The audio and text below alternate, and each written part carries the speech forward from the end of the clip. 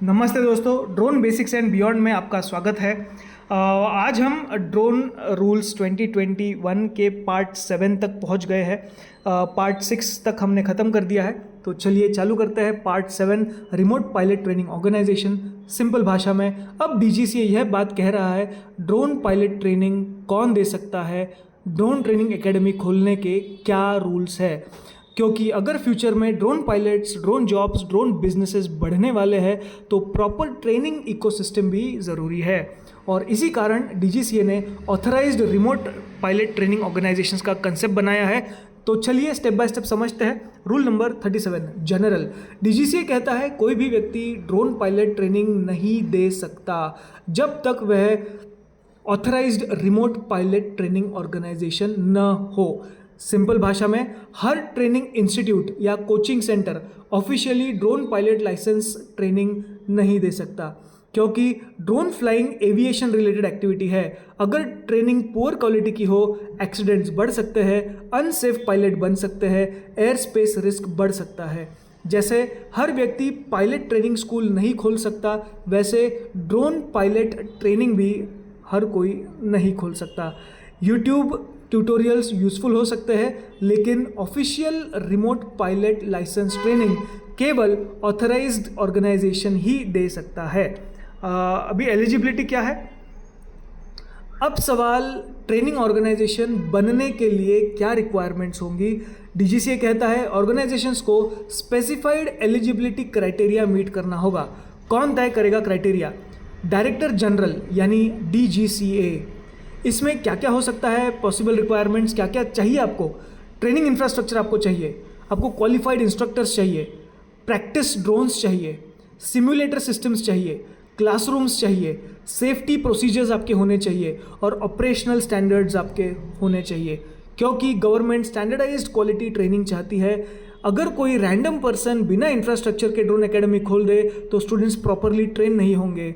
अब DGCA rule number 39 में procedure बताती है कि पूरा मतलब क्या प्रोसेस होगा ऑथराइजेशन पाने के लिए। अगर कोई व्यक्ति या company drone pilot training organisation establish करती है तो उसे form D5 digital sky platform पर सबमिट करना होगा। किसके साथ? प्रिस्क्राइब्ड फीस भरनी होगी, कुछ डिटेल्स उसको सबमिट करने होंगे, इंफ्रास्ट्रक्चर इन्फॉर्मेशन देनी होगी और कॉम्प्लायंस डिटेल्स भी उसको सबमिट करनी होगी। पूरा प्रोसेस ऑफिशियली डॉक्यूमेंटेड होगा।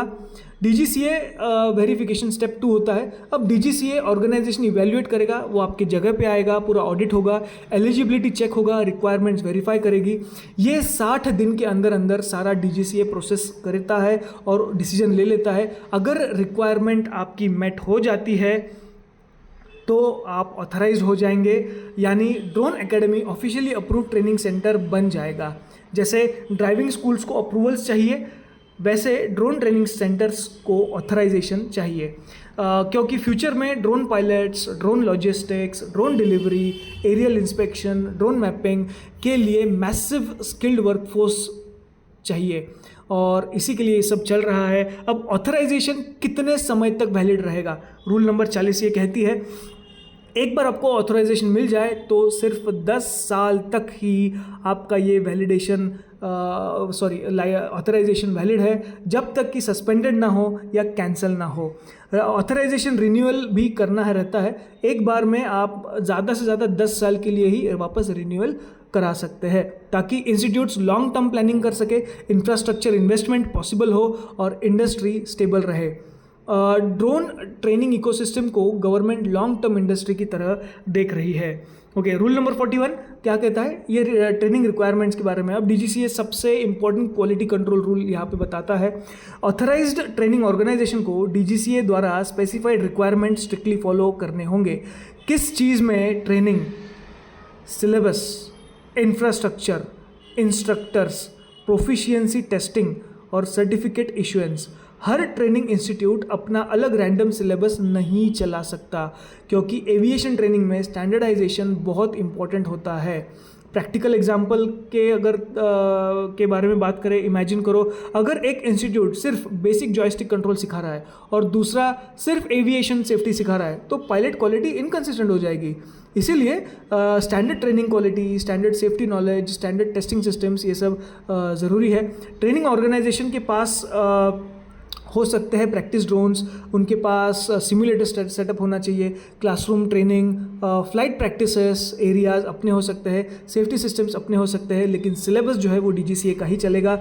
इंस्ट्रक्टर्स प्रॉपर्ली क्वालिफाइड होने चाहिए, क्योंकि गलत ट्रेनिंग मतलब अनसेफ पायलट्स। स्टूडेंट्स को सिर्फ थियोरी नहीं बल्कि एक्चुअल फ्लाइंग कॉन्फिडेंस भी डेमॉन्स्ट्रेट करना होगा, इसीलिए ये ज़रूरी है। रूल नंबर 41 का सेकंड पार्ट बोलता है training specific to drone category. ये बहुत इंपॉर्टेंट प्रोफेशनल पॉइंट है, ट्रेनिंग कैटेगरी स्पेसिफिक। इस ड्रोन हर ड्रोन सेम नहीं होता, हम जानते हैं। नैनो ड्रोन का ट्रेनिंग अलग होता है, एग्रीकल्चरल ड्रोन का ट्रेनिंग अलग होता है, फायर फाइटिंग ड्रोन का ट्रेनिंग अलग होता है, लार्ज इंडस्ट्रियल इंस्पेक्शन ड्रोन का ट्रेनिंग अलग होता है। कैमरा ड्रोन पायलट और heavy agricultural spraying drone pilot का स्किल रिक्वायरमेंट अलग अलग होती है। जैसे बाइक और एरोप्लेन दोनों व्हीकल्स है, लेकिन ट्रेनिंग अलग अलग होती है, वैसे ड्रोन कैटेगरीज की ट्रेनिंग भी अलग अलग होती है। तो दोस्तों, इस पूरे पार्ट 7 का पर्पज़ है इंडिया में प्रोफेशनल ड्रोन ट्रेनिंग इकोसिस्टम बनाना। गवर्नमेंट फ्यूचर के लिए skilled drone pilots, standard training, safe operations, aviation level professionalism develop करना चाहती है। ये सेक्शन इनडायरेक्टली यह भी दिखाता है कि drone industry future job sector बनने वाला है। फ्यूचर में और क्या क्या अपॉर्चुनिटीज़ आएंगी इसमें, लोग ड्रोन पायलट बन सकते हैं, ड्रोन इंस्ट्रक्टर बन सकते हैं, survey specialist, agricultural drone operator, inspection pilot, drone mapping expert, delivery drone operator जैसे करियर्स तेज़ी से बढ़ने के बहुत ज़्यादा चांसेस है।